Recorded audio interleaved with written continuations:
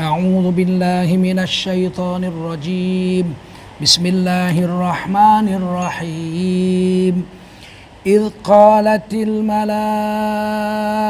يا مريم إن الله يبشرك بكلمة منه اسمه المسيح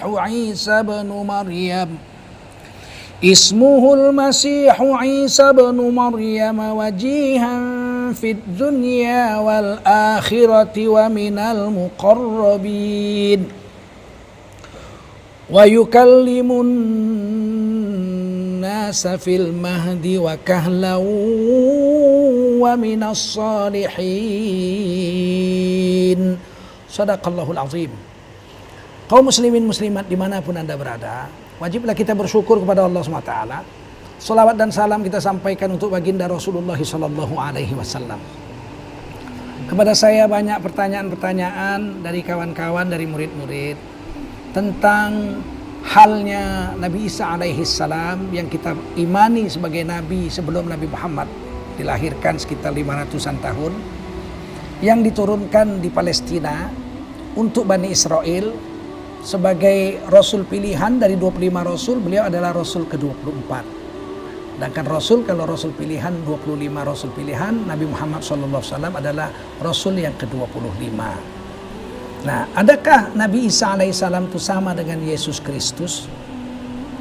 Adakah Nabi Isa alaihissalam itu mati di tiang salib, kemudian bangkit pada hari ketiga naik ke langit pada hari Paskah? Adakah Yesus Kristus itu sama identik persis dengan Nabi Isa menurut akidah Kristen dan akidah Islam? Adakah Yesus Kristus dalam akidah Islam sama dengan Nabi Isa al-Masih alaihissalam dalam akidah Islam? Adakah Yesus Kristus dalam akidah Kristen sama dengan Nabi Isa alaihissalam dalam akidah Islam? Adakah Nabi Isa alaihissalam sama dengan Yesus Kristus dalam akidah Yahudi? Nah, ini ada tiga ini. Satu akidah Yahudi mengenai Nabi Isa alaihissalam atau Yesus Kristus. Satu lagi yang kita bahas adalah Nabi Isa alaihissalam menurut akidah Islam. Dan satu lagi adalah Yesus Kristus menurut akidah Nasrani atau Kristen. Saudara-saudara yang mulia, ini penting sebab ada kemarin itu puisi yang dikarang oleh seorang yang mengaku Islam, bergelar doktor, tamatan pesantren, ahli nahwu sorob, ngerti, mengarang puisi yang dibacakan pada hari Paskah dan membacakannya pakai baju santri. Ada ditulis pula santri di kopiahnya, dan yang perempuan pakai kerudung, Jadi orang Islam tapi membaca puisi tentang hari Paskah. Salah satu kata-katanya di situ adalah Yesusmu adalah Yesusku. Yesusmu adalah Yesusku, yang telah mati atau menebus dosa manusia di tiang salib. Dan begitulah kira-kira dia ceritakan. Sehingga beberapa murid saya dan kawan-kawan menjadi geger akan masalah ini. Nah, kita bahas Yesus Kristus itu menurut sebutan orang Nasrani atau Kristen. Yang disebut Yesus, Christ itu adalah anak Tuhan. Yesus anak Tuhan yang mati di tiang salib menebus dosa manusia. Benar-benar mati. Bukan mati ecek-ecek, bukan mati asal-asal mati, memang betul-betul mati. Kemudian bangkit lagi pada hari ketiga, hidup pada hari ketiga. Naik ke langit di sisi Allah Bapa. Nah, begitu menurut akidah orang Nasrani. Kita atas akidah orang Kristen mengucapkan lakum dinukum waliyadin. Kami nggak urus agamamu, kamu uruslah agama. Kami urus agama kami. Bagaimana menurut orang-orang Yahudi? Orang Yahudi berpendapat Yesus itu mereka bunuh, mereka salib, dan mereka tombak, muncrat darahnya. Nah, jadi Nabi Isa, menurut kita Nabi Isa, menurut orang Yahudi Yesus itu mereka bunuh. Setelah disalib, ditiup tombak. Panglima Yahudi waktu itu namanya Pilatus. Inilah yang membunuh, yang menyalib. Dan itu menurut akidah Islam dibantah. Wala qataluhu wala salabu walakin syubbiha lahu. Jadi wala qataluhu wala salabu. Itu tidak dibunuh, tidak disalib Nabi Isa alaihissalam itu. Walakin syubbiha lahum, akan tetapi yang dibunuh dan disalib wala qatalu wala sub. Ya, tidak dibunuh dan tidak disalib, tetapi yang disalib adalah yang dimiripkan Allah. Orang lain yang dimiripkan Allah dengan Nabi Isa alaihissalam. Sehingga Yahudi akidahnya, kami sudah bunuh Nabi Isa itu, kami sudah bunuh Yesus. Kita tolak juga. Itu agama Yahudi, kita nggak terima dengan seperti itu pendapatnya. Menurut akidah Nasrani, yang disebut Yesus Kristus itu, Yesus anak Tuhan, mati di tiang salib, kemudian hari ketiga bangkit, hidup lagi. Nah, siapakah yang menyebabkan kematian? Ya tentu saja Pilatus, panglimanya orang Yahudi. Tetapi atas pengkhianatan seorang murid Yesus, katanya namanya Yudas Iskariot. Yudas Iskariot ini menjual Yesus dengan 30 keping uang perak. Kemudian diambillah uang itu. Nah, maka ditunjukkanlah tempat persembunyian Yesus. Kemudian beliau ditangkap dan disalib. Dipikul sendiri kayu salibnya ke bukit Golgota. Dan setelah disalib, maka bersihlah dosa warisan manusia yang timbul dari dosa Nabi Adam dan Hawa karena memakan buah larangan di surga dulu. Ini akidah Kristen. Kita ucapkan lakum dinukum waliyadin. Bagimu agamamu, bagiku agamaku. Aku nggak ngurusi agamamu, kamu nggak usah urusi agamaku. Indah sebenarnya ini Islam ini. Dan Undang-Undang Dasar 45 menjamin itu. Negara menjamin tiap-tiap warga negara untuk memeluk agama garis miring kepercayaan dan menjalankan agama garis miring kepercayaannya masing-masing. Dijamin masing-masing memeluk agama dan menjalankan agama masing-masing. Jadi bukan campur-campur. Jadi kita orang Islam nggak usah gatel-gatel mau campur-campur agama orang. Agama orang pun nggak usah campur-campur agama kita. Masing-masing jalan aja. Dan ini sudah berjalan 74 tahun sejak Indonesia merdeka dan sudah jalan lebih 14 abad. Sejak Rasulullah SAW diutuskan menjadi Rasul. Nah, bagaimana dengan akidah Islam tentang Nabi Isa alaihissalam? Di sini di satu ayat saya bacakan, idh qalatil malaikatu. Dan ingat ketika malaikat berkata, ya Maryam, wahai Sayyidah Maryam, ibu Nabi Isa alaihissalam, wanita suci, perawan yang tidak pernah berzina, yang dipingit dalam kamar, dalam mihrab oleh Nabi Zakaria, pamannya. Seumur hidup gak pernah lihat laki-laki dan tidak pernah dilihat laki-laki kecuali mahramnya atau pamannya saja. Innallaha yubashshiruki bikalimatin minhu. Sesungguhnya Allah memberimu kabar gembira bahwa kamu akan punya anak atas perintah Allah, yang mana anak itu tidak lahir dari bibit seorang lelaki seperti umumnya manusia biasa dari perkawinan, tapi ini dari kalimat Allah, dari perintah Allah. Kemudian apa? Ismuhul Masihu Isa ibnu Maryam. Namanya, nama kalimat perintah Allah yang akan membuat kamu hamil itu, nama anak yang kau kandung itu belum lahir, belum hamil, baru mau. Sudah diberi namanya Ismuhu Al-Masihu Isa ibnu Maryam. Namanya adalah Al-Masih Isa, anakmu, anak Maryam, bukan anak Tuhan, bukan ibnullah. Tapi ibnu Maryam langsung disebut itu.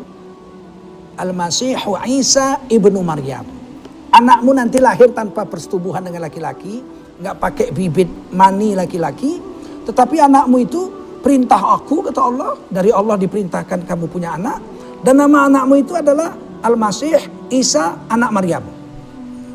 Nah, jadi Isa the son, Jesus the son of Mary, itu bahasa Inggrisnya. Jesus the son of Mary. Isa anak Maryam. Wajihan fid dunia wal akhirah. Anakmu ini Al-Masih Isa ibnu Maryam ini akan menjadi orang yang terkenal. Dunia terkenal. Siapa gak kenal Nabi Isa? Orang Yahudi aja kenal Nabi Isa, orang Kristen kenal Nabi Isa, malah dianggap itu anak Tuhan. Dan kita orang Islam kenal Nabi Isa, Nabi ke-24 yang pilihan. Sekarang sedang menunggu di langit kedua bersama dengan Nabi Yahya, sepupu beliau. Nabi Yahya itu kan anak paman beliau, Nabi Zakaria, yang memelihara Siti Maryam sejak kecil. Jadi bukan sepupu, pamannya, sepupu ibunya. Begini ceritanya. Siti Maryam itu bapaknya Imran namanya, imam besar Masjidil Aqsa. Istri beliau wanita soleha. Waktu istri istri Imran hamil, Siti Maryam dalam kandungannya, bapak Siti Maryam Imran wafat. Sehingga ketika lahir anak ini anak yatim, susah ngasih makan, jadi rebutan. Bani Israel mau ngambil anak ini karena ini anak imam besar Imran. Kemudian diundi, yang keluar nama Nabi Zakaria. Nabi Zakaria ini istri Nabi Zakaria, saudara kandung ibunya Maryam. Jadi Nabi Zakaria dengan Imran itu sepengambilan, sama-sama ngambil wanita sebapak seibu. Nah akhirnya dapatlah anak ini Maryam ini dipelihara oleh Nabi Zakaria, yang dipelihara oleh istri Nabi Zakaria, bibi kandungnya Siti Maryam. Nah ketika Siti Maryam kemudian melahirkan anak namanya Al-Masih Isa ibnu Maryam, itu kan berarti kan cucu daripada Nabi Zakaria. Nabi Zakaria punya anak namanya Yahya, sepupu Maryam. Yahya itu bin Zakaria, sepupu Siti Maryam. Nah Yahya inilah paman daripada Nabi Isa. Beliaulah yang mengkhitan. Pada hari ke-8 Nabi Isa membawa, Nabi Isa dibawa oleh Yahya alaihi salam, anak Nabi Zakaria, pamannya Nabi Isa, ke sungai Jordania, direndam, kemudian dipotong, dikhitan, disunat pada hari ke-8. Dan itu ditulis juga di dalam kitab Injil ya.